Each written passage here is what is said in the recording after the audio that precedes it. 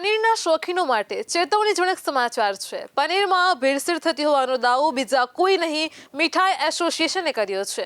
મીઠાઈ એસોસિએશનના પ્રમુખનો દાવો છે કે રાજ્યમાં લગભગ વેચાતું 92% પનીર નકલી છે અને તેના આ દાવાના કારણે રીતસર ખળભળાટ મચી ગયો છે। તેના પરિણામે સરકારના ફૂડ વિભાગે પણ સ્પષ્ટતા કરવાની ફરજ પડી છે કે મીઠાઈ એસોસિએશનનો દાવો સંપૂર્ણપણે સાચો નથી। ગુજરાતના ફૂડ કમિશનર એચ.જી. કોશિયાએ પણ મીઠાઈ એસોસિએશનના પ્રમુખ કિશોરભાઈના દાવાનો જવાબ આપતા જણાવ્યું હતું કે રાજ્યમાં છેલ્લા 2 વર્ષમાં પનીરના 500 જેટલા સેમ્પલ લઈને તેના લેબ ટેસ્ટ કરવામાં આવ્યા છે। તેમાંથી ગયા વર્ષે 30% અને ચાલુ વર્ષે 20% સેમ્પલ નિષ્ફળ ગયા હતા અને તેથી જેટલા સેમ્પલ લેવાયા હતા તેમાં 92% સેમ્પલ નિષ્ફળ ગયા હોય તેવી કોઈ વાત જ નથી। પનીરના ફક્ત 20% સેમ્પલ જ નિષ્ફળ ગયા છે।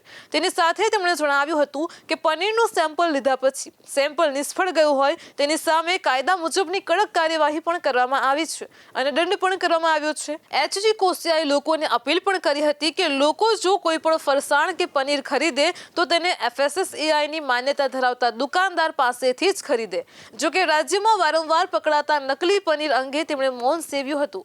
મીઠાઈ એસોસિએશનના પ્રમુખ કિશોર શેઠે પણ જણાવ્યું હતું કે રાજ્યમાં ઉપયોગમાં લેવામાં આવતા પનીરમાં 92% પનીર નકલી છે। તેમનું કહેવું હતું કે રાજ્યમાં ફરસાણના દુકાનધારકોને સારું એવું માર્જિન મળતું હોવા છતાં પણ તેઓ વધારે નફાની લાલચે લોકોના આરોગ્ય સાથે ચેડા કરે છે। આ પ્રકારે ભેળસેળ કરતા દુકાનદારો સામે તંત્રએ કડક હાથે કાર્યવાહી પણ કરવી જ જોઈએ। તેઓની સામે પાસા હેઠળ કાર્યવાહી પણ કરવી જોઈએ। તેઓને આકરો દંડ કરવો જોઈએ। ભેળસેળ કરીને પ્રજાના આરોગ્યની સાથે ચેડા કરનારાઓને છોડવા ન જોઈએ। તાજેતરમાં જ ગુજરાત મીઠાઈ ફરસાણ એસોસિએશનની પ્રથમ બેઠકનું ડાકોર ખાતે આયોજન કરવામાં આવ્યું હતું। તેમાં એસોસિએશનના વડા કિશોર શેઠે એસોસિએશનના સભ્યોને વિનંતી કરી હતી કે તેઓ કોઈ પણ ભોગે ભેળસેળથી દૂર રહે, લોકોના આરોગ્ય સાથે ચેડા થાય તેવું કોઈ પગલું ન ભરે। આમ પણ તેઓને ફરસાણમાં સારા માર્જિન મળે છે ત્યારે ભેળસેળનો આશરો લેવાની ક્યાં જરૂર છે। તેમણે જણાવ્યું હતું કે અમદાવાદની હોટલોમાં લોકો હોંશે હોંશે પનીરનું શાક આરોગતા હોય છે, પરંતુ આમાંથી કેટલીક હોટલો સારું પનીર વાપરે છે અને કેટલીક બનાવટી પણ ઉપયોગમાં લે છે। તેથી તેમને ખબર હોતી નથી અને તેની સાથે તહેવારો દરમિયાન જ રસ્તા ઉપર ફૂટી નીકળતી કેટલી હાટડીઓ પર એસોસિએશનના સભ્યોને ચાંપતી નજર રાખવા પણ જણાવ્યું હતું, કારણ કે આવા લોકોના કારણે જ ઘણી વખત જરા પણ ભેળસેળ ન કરનારા દંડાય છે। આ ઉપરાંત કિશોર શેઠે ખાદ્ય પદાર્થોમાં વધતી જતી બનાવટ અંગે પણ ચિંતા વ્યક્ત કરી। તેમનું કહેવું હતું કે મિલાવટનો કારોબાર ખૂબ જ વધી ગયો છે। આ કારોબાર વર્તમાન કારોબારને સમાંતર જ ચાલે છે। આજે રાજ્યનું કોઈ શહેર એવું નહીં હોય કે જ્યાં મિલાવટ થતી નથી। તેમાં પણ જેટલું મોટું શહેર એટલું જ મિલાવટનું પ્રમાણ પણ વધારે। તો રાજ્યના ખૂણા ખૂણા સુધી વ્યાપેલો આ કારોબાર પ્રજાના આરોગ્ય સાથે ચેડા કરે છે અને તેના કારણે ગુજરાતની પ્રજાનું આરોગ્ય પણ જોખમાયું છે।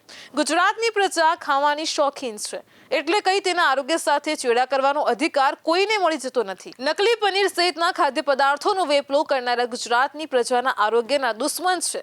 તંત્ર ખાદ્ય પદાર્થનો નમૂનો નિષ્ફળ જાય તો દુકાનદારને દંડ અને સજા કરીને સંતોષ માની લે છે। વાસ્તવમાં તો તેણે આ પ્રકારનો પુરવઠો પૂરો પાડનારને પણ દંડ કરવો જ જોઈએ। તંત્ર ફક્ત નાની માછલીઓને લક્ષ્યાંક બનાવીને ચલાવી લે તેનાથી કશું જ નહીં થાય। મોટા મગરમચ્છોને પકડવામાં આવે તો જ આ પ્રકારની સ્થિતિને અટકાવી શકાય। હોટલ ને રેસ્ટોરન્ટમાં મોટા પાયા ઉપર પનીરનો ઉપયોગ થાય છે, પણ વાસ્તવમાં એટલા પ્રમાણમાં પનીર ન હોવાના કારણે ત્યાં બનાવટી પનીરનો ઉપયોગ વધ્યો છે। આ સ્થિતિ અત્યંત ખરાબ છે। તંત્ર પાસે એટલો સ્ટાફ જ નથી કે ત્યાં બધી હોટલોમાં જઈને પનીર સહિતના ખાદ્ય પદાર્થોના નમૂના એકત્રિત કરે, બનાવટી પનીર કે બીજા પદાર્થોનો ઉપયોગ કરનારા સામે કાર્યવાહી કરે। રાજ્યનો ખોરાક અને ઔષધિ નિયમન વિભાગ અત્યંત ઓછા અને હંગામી કર્મચારીઓની મદદથી ગાળું ગબડાવી રહ્યો છે। તેના કારણે ખોરાકમાં થતી ભેળસેળ સામે પણ આ વિભાગનો પનો ટૂંકો પડી રહ્યો છે। આ મીઠાઈ એસોસિએશને કડવી વાત કહી છે તેનો સરકારી વિભાગે જવાબ પણ આપ્યો છે। તેની વાત કદાચ સંપૂર્ણ સાચી ન પણ હોય, પરંતુ તેમાં સચ્ચાઈનો અંશ જરૂર છે।